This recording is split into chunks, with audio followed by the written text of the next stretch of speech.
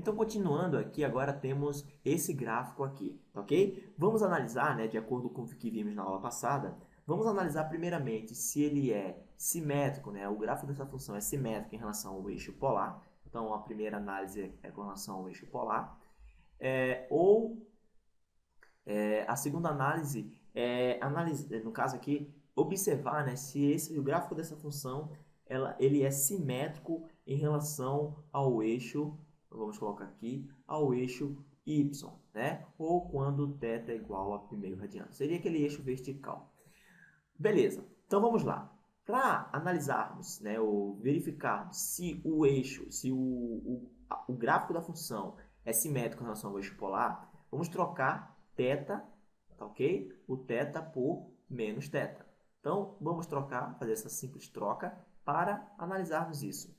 Então, vamos colocar aqui, a gente sabe que a função nada mais é que 2 multiplicado por 1 menos cosseno de θ, ok? Vamos trocar isso aqui por menos θ. Então, vamos ter r igual a 2 multiplicado por 1 menos cosseno de menos θ. Então, vamos ter que analisar aqui, pessoal, o seguinte. Cosseno de θ é igual ao cosseno de menos θ, porque se eles forem iguais aqui, não iria mudar a nossa função, né? Então, como eu falei para vocês na aula anterior, a gente pode até colocar aqui o ciclo trigonométrico, né? Vamos colocar o ciclo trigonométrico aqui. Vamos colocar o eixo dos senos e o eixo dos cossenos aqui, ok? Então, bom, imagine um θ qualquer. Vou colocar um θ aqui. O menos θ estaria aqui, certo? Então, aqui estaria nosso menos θ. A projeção do cosseno, agora é cosseno, né? O cosseno de θ vai estar no eixo dos cossenos. Então, estaria aqui, que aqui é o eixo dos cossenos.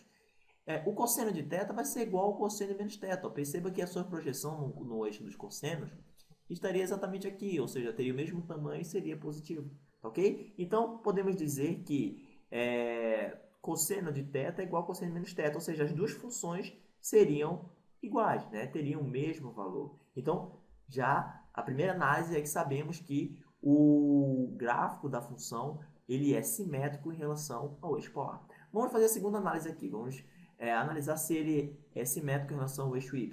Então, para isso, temos que trocar o θ por π menos θ, ok? Então, π menos θ estaria aqui, ó. Aqui estaria o nosso π menos θ.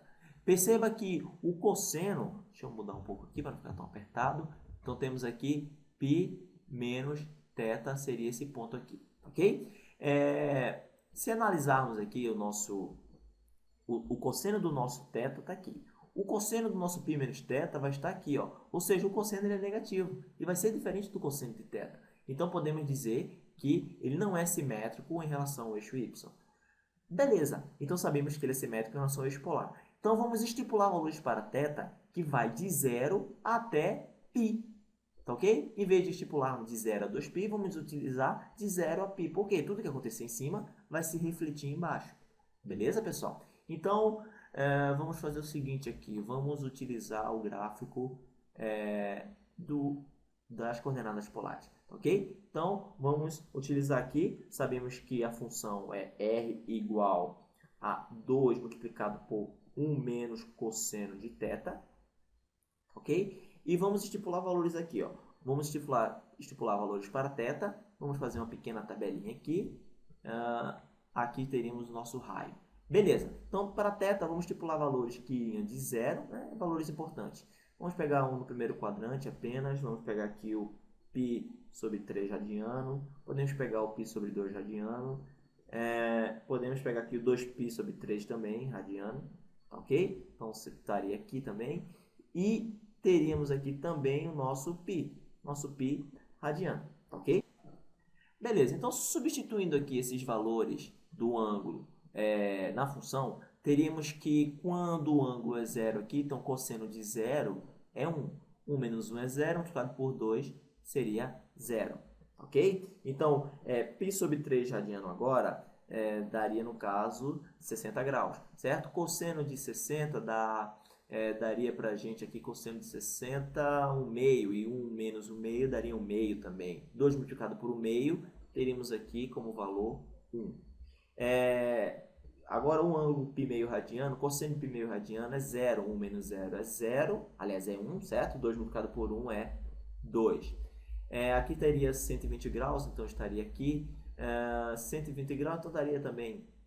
Só que agora menos, né? Menos já daria 3.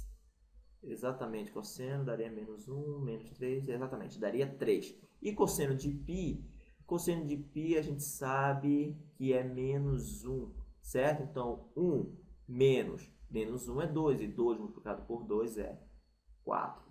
Show de bola! Então, temos aqui agora o os nossos pontos, pessoal. Então, quando o ângulo é 0, o raio é 0. Quando o ângulo é de 60 graus, o π3 radiano, o raio é de 1, então estaria aqui. Quando o ângulo é de 90, o raio é de 2, então 1, 2, então estaríamos aqui. Quando o ângulo é de 120 graus, o raio é 3, então 1, 2, 3, estaríamos aqui. E quando o ângulo é de π radiano, teríamos 4, então 1, 2, 3, 4. Então perceba que o nosso gráfico seria aproximadamente isso aqui. Tá ok, pessoal? Como esse gráfico, o gráfico dessa função é simétrico em relação ao eixo polar, então em relação ao eixo aqui, o eixo x, certo? Então, a parte de baixo irá refletir a parte de cima. Então, o nosso gráfico ficaria aproximadamente, certo? Aproximadamente isso aqui. Deixa eu só consertar um pouco, certo? Então, vamos ter aproximadamente, tá, pessoal? Então, o desenho, os valores do ponto pode não ficar em cima do que queremos exatamente, mas ficará com a forma de um coração, né? Podemos dizer assim, né? É exatamente isso. Quase um coração. Tá meio difícil fazer esse gráfico aqui, mas é exatamente isso. Ele forma aproximadamente um coração, tá ok? Então, eu espero um coração deitado, né? Um coração com sono. Eu espero que vocês tenham compreendido um pouco a ideia de gráfico de coordenadas polares, tá ok? Na próxima aula vamos tentar encontrar a área desses gráficos. Valeu, pessoal? Então, espero que vocês tenham compreendido e espero vocês nas próximas aulas. Inscrevam-se em nosso canal, né? E para receber as atualizações das nossas videoaulas, ok? Então, muito obrigado e até mais!